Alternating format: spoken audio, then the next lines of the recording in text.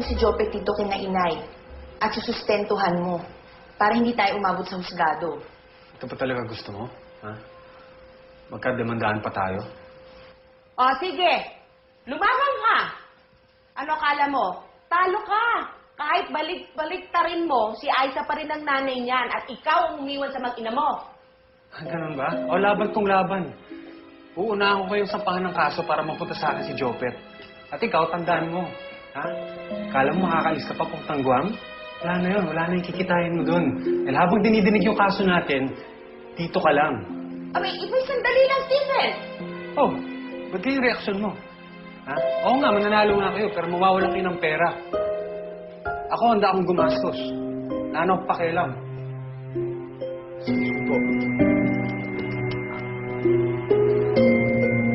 Case number 155408, Kenneth Shutu versus Bernardo Sabido on the complaint of carnapping. How does the defendant plead?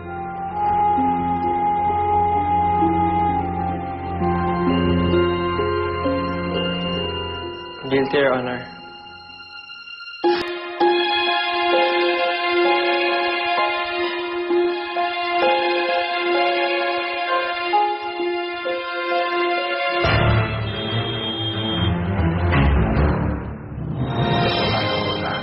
Natin siya makita tayo.